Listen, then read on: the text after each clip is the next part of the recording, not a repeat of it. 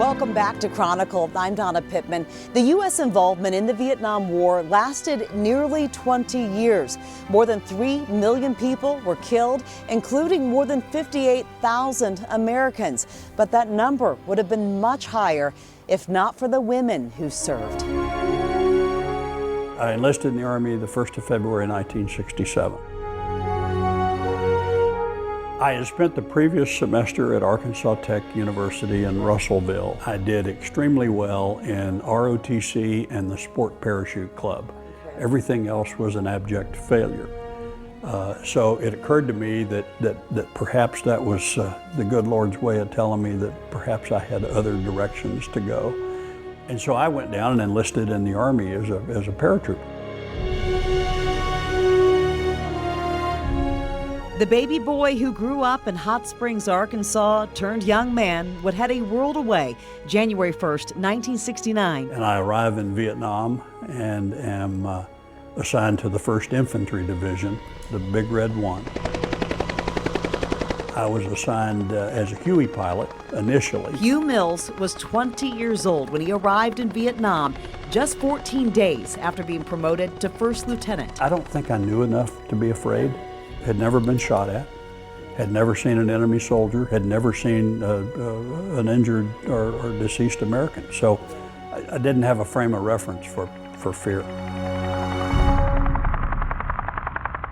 The minute the door opens on that aircraft, the smell and the humidity, the heat, is overpowering. Hugh worked as a scout pilot. The mission is to fly low level, low speed, and to track and seek enemy soldiers. We flew 4 to 6 feet off the ground or above the highest obstacle. Our normal engagements were 25 to 50 meters, 150 feet. You've heard the term whites of their eyes. Yeah, we could see the whites of their eyes. We could see the expression on their face, whether it was fear or anger. We could smell them. We were that close. In June of '70, Hugh married his high school sweetheart, Margaret. Just months later, news scarier than any war. In October of that year, my wife was diagnosed with ovarian cancer.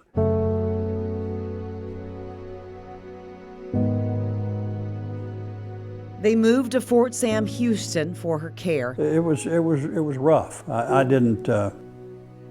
I didn't know when she was first diagnosed that it was terminal because they didn't tell me, but over a period of time it became very obvious that she would not recover.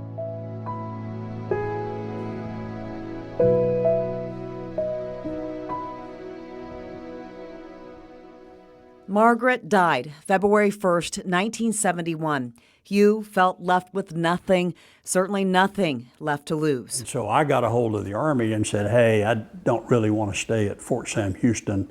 Given the circumstances, let me go back to Vietnam, and I think that would be helpful to my situation. And they were very supportive.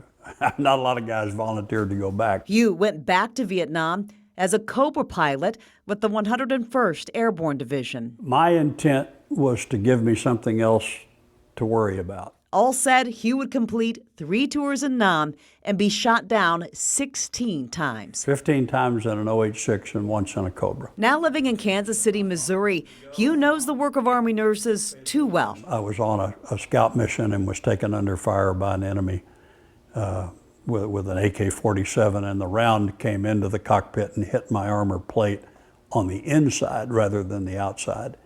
And it went through my right buttock and out the left buttock, and so I was shot in the butt and ultimately was transferred down to the 93rd Evac. And as you're brought in on a stretcher, they lay you on a table, and the first thing that happens is out come the scissors and your clothes disappear. They cut everything off, and you are laid bare in front of a 22-year-old woman. Although your butt hurts so bad that that's not a problem.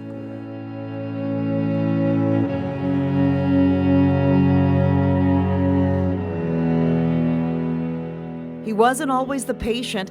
As an officer, he saw the worst. I experienced the triage of my own men on 3 occasions where I flew them into the hospital and then was in the room when they were triaged, and I had a great deal of difficulty with that. One was shot through the neck. The other 2 were shot more seriously.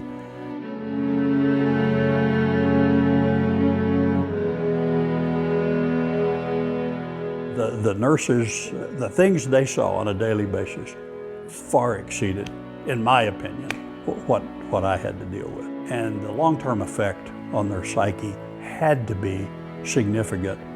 And that's all they saw on a daily basis. It didn't get any better as their tour went along.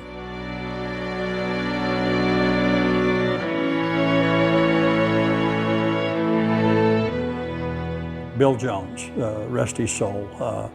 Bill was burned significantly in a crash of an aircraft. And I asked the nurse, I said, I'm here to see Mr. Jones. He was a warrant officer. And she said, he's 4th row down on the right. And I went down and looked and came back and I said, that's not Mr. Jones. And she said, yeah, that's Mr. Jones. I said, no, Jones is white. That guy's black. She goes, that's Mr. Jones. That's how badly he was burned. I thought he was an African American. Bill Jones survived. He prospered.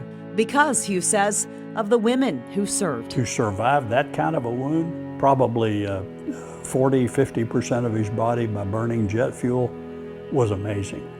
And the folks that did that, not only the nurses, but of course the doctors, but the nurses were there with them every day, all day, 24 hours a day.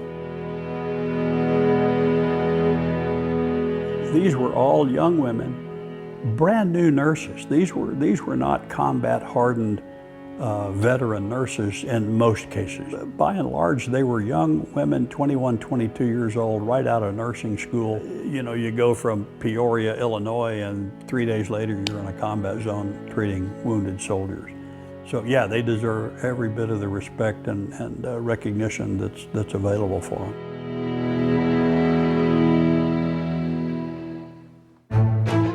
Next on Chronicle. August 9th, 69. This is when she left. Every person who served their country has a story to tell. She has a line in here my mom wrote. She's like, the first time I realized how insignificant we were thought of. Even when they can't tell it themselves. I wish we knew more at the time when we were able to talk to her a little bit more and hear her stories. The ways the past is connecting to the present. They're your photo albums. Yeah. Would you like to look at them? And forever changing the perspective about the women who served.